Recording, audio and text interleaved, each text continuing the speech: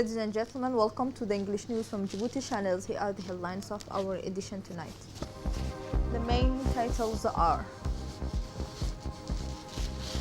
the President of the Republic received this morning an embassy from the emissary from the President of South Sudan.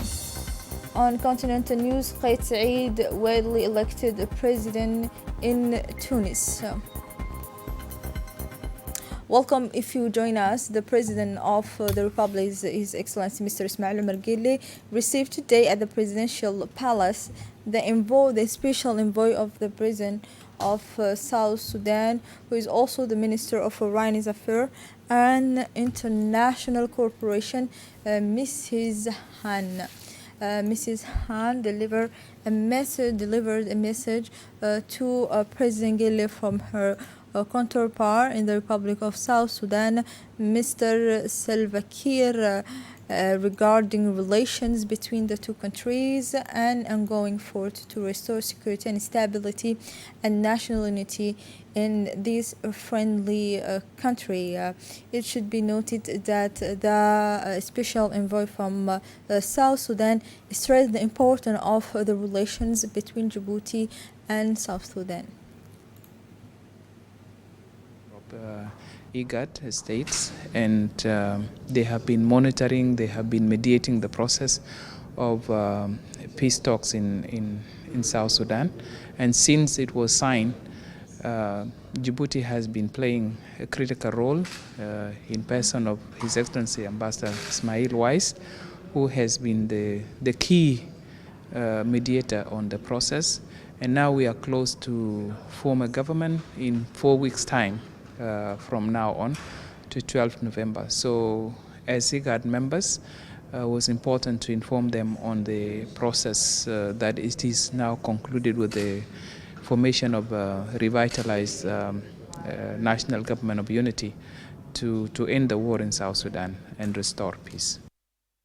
The Minister of Foreign Affairs he stressed the importance of the relation between the two countries and added that the ongoing effort to restore security and stability and national unity in this friendly country is very important things. After that, the President of the Republic received 4 new ambassadors at the Presidential Palace. The President received the letter of credence from the new Egyptian ambassador accredited and residing in Djibouti, Mr. Mohammed Mustafa Urfi, who handed him the letter of credence. On this occasion, Egypt's new ambassador would deliver a speech to which he underlined the excellent privileged relation that exists between the two broadly countries and the common cooperation and mutual support over the past decades, and added that the two countries often share regional and international situations. On his side, the President of the Republic welcomed the new Egyptian ambassador, all of whom ensured the availability of his government and personal name to facilitate his task in his second country. The President of the Republic took the opportunity to convey his sincere greeting to the counterpart, the Egyptian President.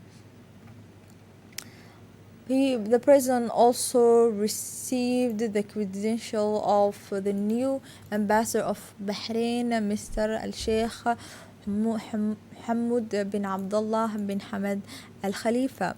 This solemn ceremony, which was also attended by the Minister of Foreign Affairs and International Cooperation, Mr. Mahmoud Ali Yusuf, the new ambassador of Bahrain, reaffirmed the common will to work towards the expansions and consolidations of cooperation ties between the two nations and the continuity of progress in the multilateral sphere. The President of the Republic addressed his cordial greeting to the new ambassador and reaffirmed the irrevocable feelings of brotherhood between Djibouti and Bahrain.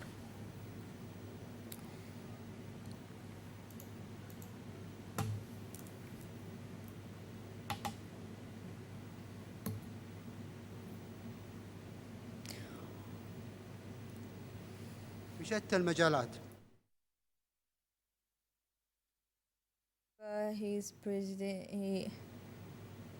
His letter of credential to the president, the two parties discussed the excellent relations between Djibouti and Bahrain.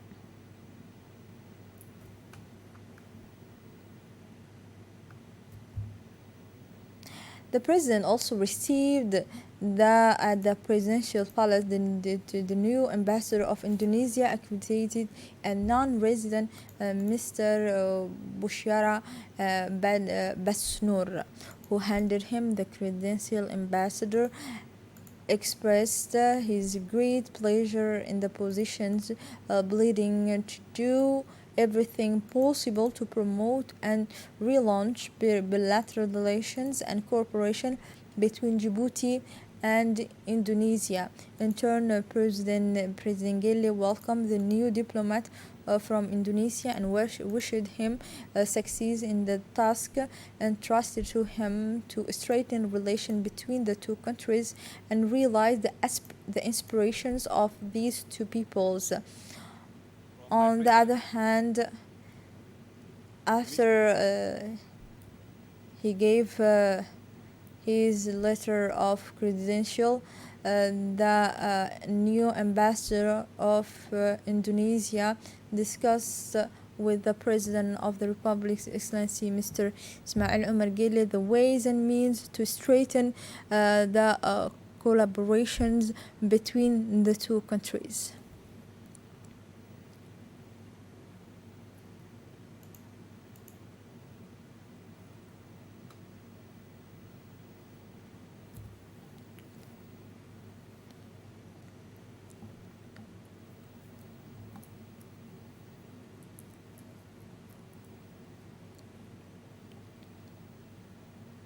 On the other hand, the President of the Republic received also this morning the new ambassador of the European Union, accredited and resident Mr. Aiden O'Hara, who handed him his letter of credential to the President of the Republic. Invitation chaleureuse sera mon très grand encore plus proche pendant mon mandat ici. Merci.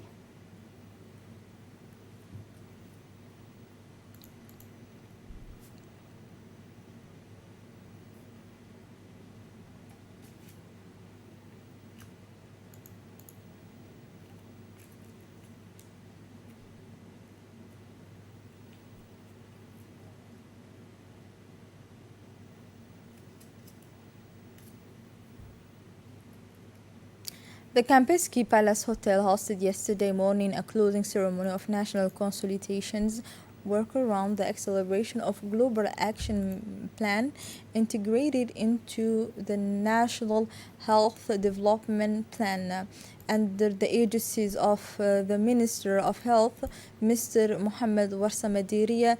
The ceremony was attended by the Minister of Women and Family, Mrs. Moumina Hamad Hassan, the Secretary of State of Decentralization, Mr. Hamadou Mohammed Aramis, as well as many ambassadors, including the Ambassador of Germany, the Ambassador of France, as well as the Ambassador of Egypt and Cuba, but also the Ambassador of Japan and the head of corporations of European Union in Djibouti. It should also be noted that the United Nations System coordinator in Djibouti, Mrs. Barbara Menzi, present alongside several representatives of international organizations such as WHO, UNICEF, UNDP, USAID, and UNAIDS. Indeed, the ceremony closed the reflections were conducted over 8 days in collaboration with UNICEF and WHO, thanks to the participatory and inclusive planning approach of more than 80 national experts from various sectors. In their respective speech, the representative of UNICEF and WHO reaffirmed the support of their organization government effort to develop the Djibouti health system, a state ambitious of the Department of Health, which is inspired by the health policy set out in the road map of the President Mr. Ismail Omar Guelleh to ensure that our population are healthy, economically and socially productive, and enjoy universal access to quality healthcare services.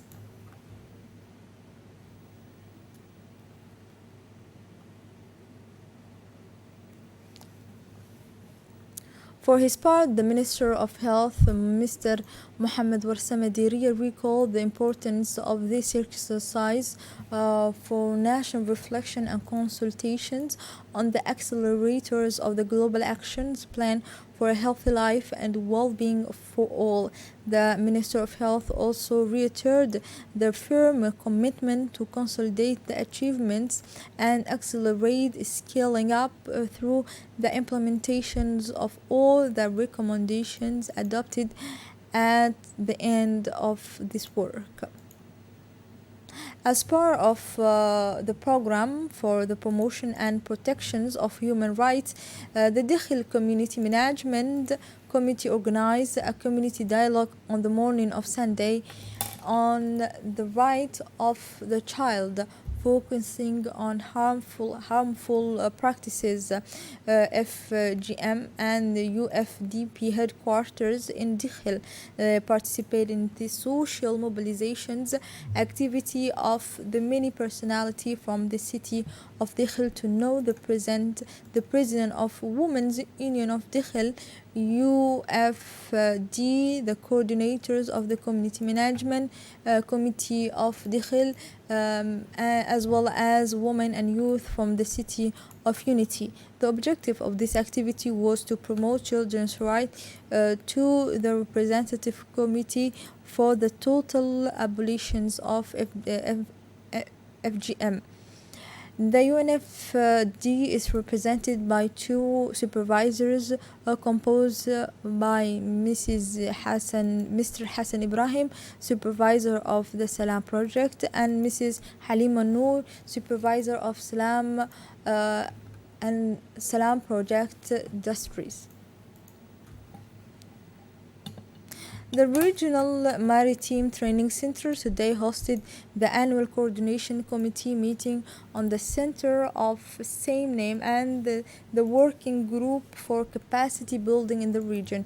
The meeting, which was chaired by the Director General of the CRFM, Evan Mini Conversing, was attended by the representations of the Embassy of Japan, the legal advisor to the President of the Republic of Sin, and other senior officials of the various army forces, the Director of Maritime Affairs and national focal point of the Djibouti Code of Conduct, and several guests.